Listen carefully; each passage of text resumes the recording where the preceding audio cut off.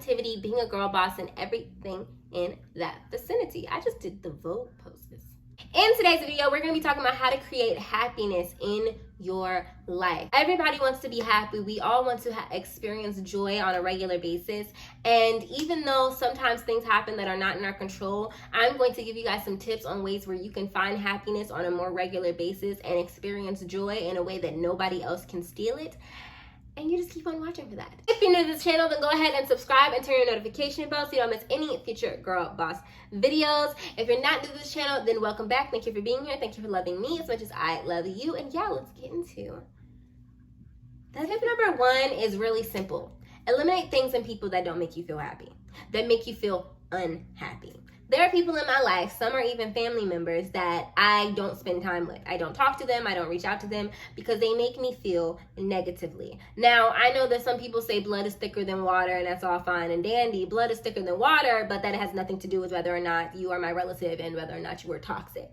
So some people, and some of them aren't even necessarily bad people, but the way they make me feel is negatively. And even if it's not, even if they don't like it, and even if they mean well, that has nothing to do with my mental health, and I'm not going to allow their meanings to be a rationalization as to why I keep allowing myself to be in the environment of people who don't make me feel good. Whether it's somebody you've been friends with for years, if they're constantly making you feel unhappy, or if they're making you feel down, if you guys are constantly arguing and it's just a negative situation, stop being friends with them. If there are things in your room that remind you, or when you look at it you frown, get rid of it. If there are things on your social media that when you look at it, it makes you frown, get rid of it. You are in control of what is in your immediate environment. Tip number two, everybody always says plan for the worst, but nobody stresses enough how important it is to hope for the best and to focus on the best. Don't just be like, you plan for the worst, cool. If something bad happens, that's there. But don't think about that. Don't focus on that. Focus on the best. Focus on the best possible outcome and allow yourself to hope and believe and allow that positive energy to come towards you. And it'll make you feel much better. And 9 times out of 10, it'll make the outcome most likely to become positive as well. Tip number 3 is to acknowledge your accomplishments and your good things on a regular basis. Let yourself know how good you are doing on a regular basis. It don't matter if nobody else does this for you. Do it for yourself. If you passed a grade that you were struggling passing, give yourself a huge pat on the back. Tell yourself every day, you are so smart. You did that. You worked your butt off. You are a hard worker. You did that thing. If you got a client, you made a sale, you posted every single day. Even if it didn't lead to anything, you posted consistently every day. Say, hey, I may not have made a sale. Forget that. Don't even say that. Just say, I showed up and I showed out for my business every single day today. Acknowledge that. You posted 1 video this week. Sure, you meant to post 3, but who cares? You posted a video this week. I showed up for my business this week, and I'm going to show up for my business even more so next week. Acknowledge the positives. We focus so much on beating ourselves up over the things we didn't do or the things we don't have or where we're not right now. Give yourself props for what you have done, and give yourself props for all of your talents and your glories. We all got talents. We all are stars in our own right, and we have to learn to let ourselves shine. Even if nobody else notices our shine, notice your own shine. Tip number 4 is to do things that you enjoy. Whatever makes you laugh, whatever makes you smile, whatever makes you feel all bubbly and good inside. Start doing that. Do more of that and less of things that you don't care that much about. Tip number 5 is to allow yourself to daydream. I am a big daydreamer. I spend a lot of my time daydreaming. I daydream while I work half the time because it makes you feel good to just think about the best possible outcomes. Imagine yourself living in a castle. Imagine yourself rich and in a long princess dress with a long train behind you, and you just walking with your little bougie and your crown. Whatever it is that tickles your fancy. For me, I like to picture myself just being the top dog of my own business and running everything and walking around with the cutest pumps that you ever did see and just looking flawless on a regular basis. Got my locks all luxurious and taken care of. That is my daydream. Sometimes I daydream about food. I like food. Sometimes I daydream about my wedding. Sometimes I daydream about future kids. Daydream about whatever you want, whatever you can wildly imagine in your head. Daydream that you in space, whatever. But let yourself daydream. Tip number 6 is to wake up every day and decide your day is going to be amazing. Before you go and let anybody else interact with you, you say to yourself, today is going to be an amazing and wonderful and beautiful day. Sometimes you have to tell yourself that all throughout the day because people trying your patience. That happens to me sometimes. I wake up in the morning, today's going to be a great day. Today's going to be a positive day, and I'm going to get it today. Today's going to be wonderful. And then people try me, and I say, as they try me, I'm like, today's going to be a great day. Today's a great day.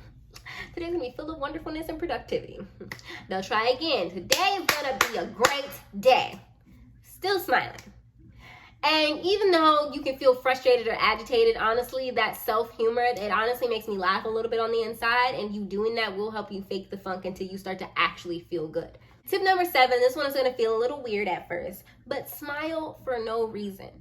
Sometimes even when you're by yourself. Sometimes I'm sitting in here and I'm sitting at my desk and I'm working, I'm editing, I'm recording, or I'm doing something else. And I'll just sit here and I'll just be, and I'll just go.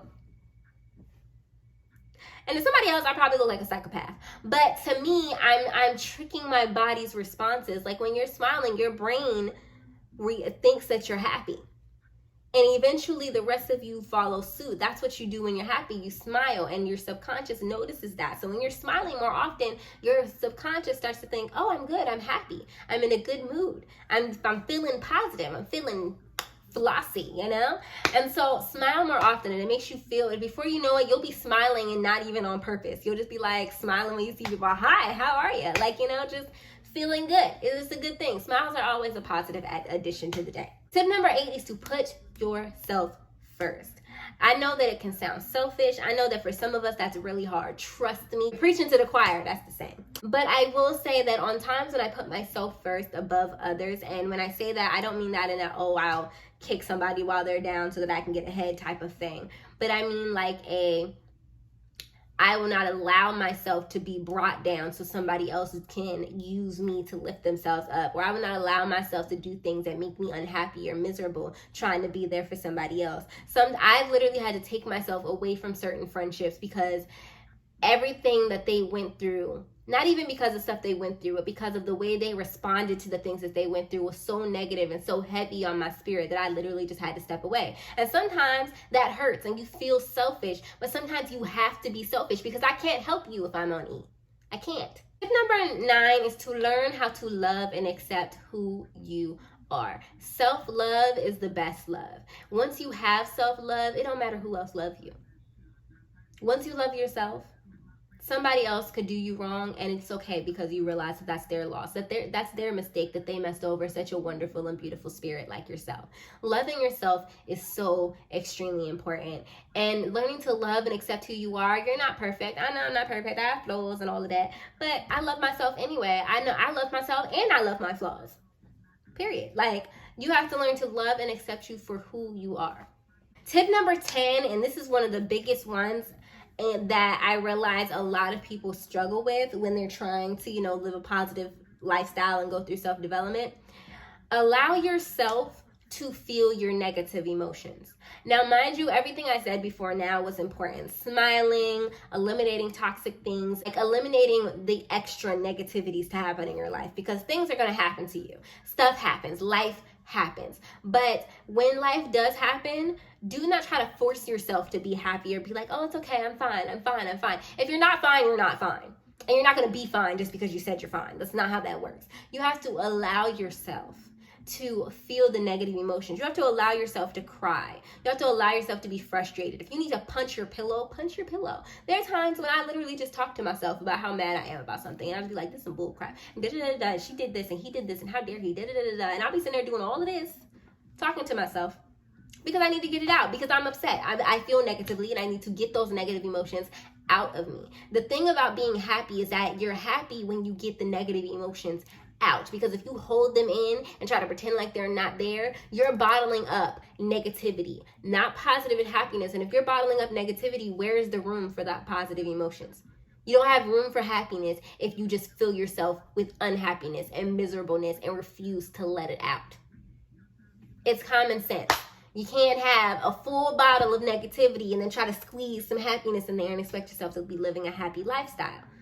So you have to intentionally and consciously allow yourself those negative emotions. If something hurts you, acknowledge that it hurts you. That's okay. It's okay to be hurt. It's okay to be frustrated. It's okay to be it's okay to be pissed the freak off. Like, it happens. And you need to acknowledge that it happens so that you can get it out and then you can move forward and you've made space for another more positive emotion. If you enjoyed this video, then give this video a big thumbs up. If you've made it to this point in the video, then leave a flower emoji in the comment section down below. Thank you guys so much for watching.